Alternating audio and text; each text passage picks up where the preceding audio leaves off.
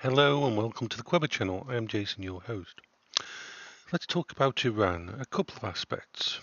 The first is that America has done quite a lethal strike using bunker busted on the bunkers on the nuclear places in Iran. I think this is a good thing.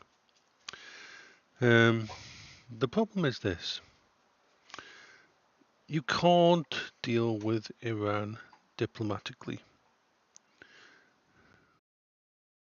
As a friend of mine who was in the diplomatic corps, or was in the diplomatic corps, told me,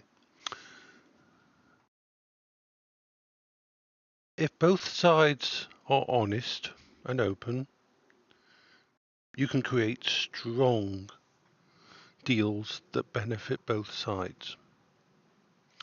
If one side is open and honest, but the other side is lying, but you know that they're lying, you can still create deals. If you are the honest one and they are lying and you don't know they are lying, then you're fucked. He said it in a much more eloquent way than that, but basically that's the idea. In 2015, a deal was set up for Iran. Now with them promising that they wouldn't do any kind of military weaponization of nuclear. I can't believe this, but I'm going to say all the governments released all the sanctioned, all the frozen assets of Iran all around the world. Roughly about 190 billion, mostly from sales of oil and such. And in 2016, a restitution, and they got another 1.5 or 1.6 billion.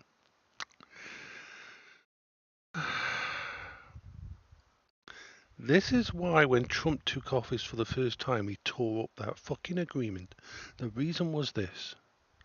There was valid, from 2016 onwards, there was absolute valid intelligence from Europe, from America, from the UK, from everybody, showing that this 160 odd billion was used to finance Hamas, was used to build up Hezbollah's weaponry capability, was used to buy masses and masses of equipment, both for nuclear enrichment and to improve their aging at the time missile and ICBM capabilities. That's what actually happened. You can check it out yourself. Feel free to. Every single terrorist act around the world, they funneled money to every fucking organisation, every terror cell, every lunatic in the land to attack the West.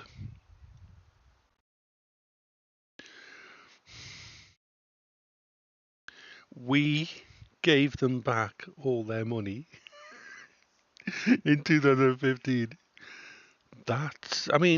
Trump is seen as a bad guy for getting rid of that treaty. But he just saw the facts, and everybody else didn't want to say anything because they were saving face. They were like, well, if we come out and cancel this agreement, it'll look bad on our countries. Nobody else wanted to tip up the card. So that's a win for him because I've always said that Trump is not a politician. Sometimes he's an idiot, and he isn't the best. He's one of the worst things that's happened to America. But on the global stage, he's done things that no other government has been able to. Like he's forced Europe to start defending itself and put money into its own defense systems, and he's forced. And well, you can see it from his point of view when he saw the details when he came into office, that how much money they were having, and then it's the CIA, the fucking joint operations between the UK and America and everything, and saw all the damage that had been done since 2016, all the terrorists, all the radicalization, and all fucking funded by this money that gives them back to Iran.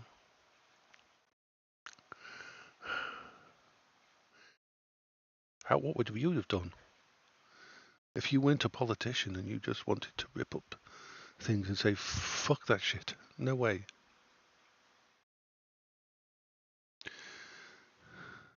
Iran is one of the biggest destabilizing things in the region of the world because they don't give a shit about us. They actively hate everyone in the West.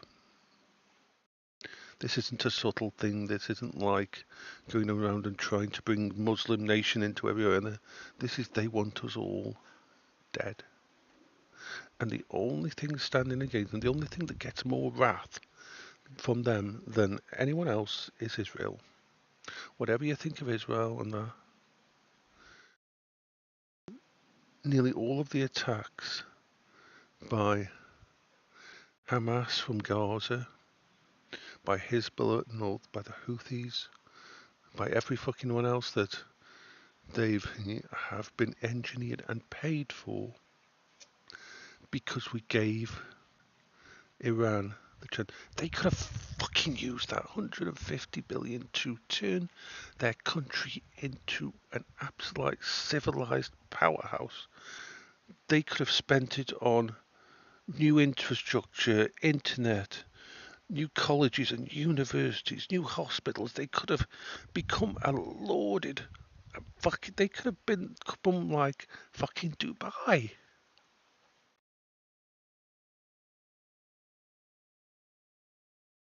And they didn't.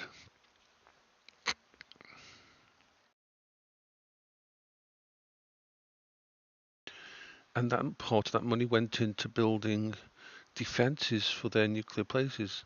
And very soon after that treaty was set up, they started making excuses so that the people that were supposed to go there to check whether they had nuclear weapons or anything or were working on something dodgy started getting told they couldn't come into the country.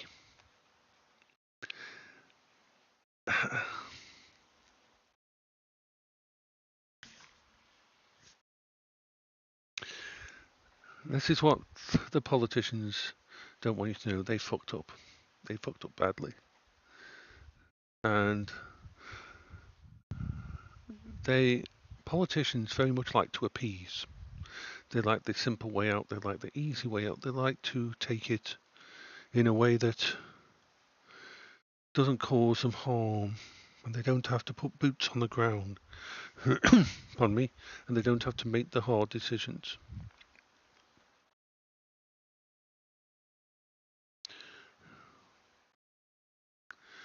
So while I do not think Trump is a good leader, he is too immature, he has a very thin skin, he doesn't see things from a science perspective or from a global perspective. Some of the things that he's done has really upset the political apple cart, and that's a fucking good thing. I still think he's doing more harm than good with his friendship with Putin and things like that, with his approach to Ukraine. But I think what he's done with them emigration unfortunately needed to be happen.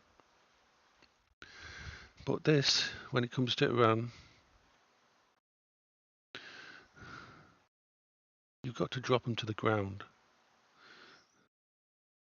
You've got to force them to the table. And this time you've got to fucking make sure that they understand. They do any of that shit again. And they will be fucking annihilated completely.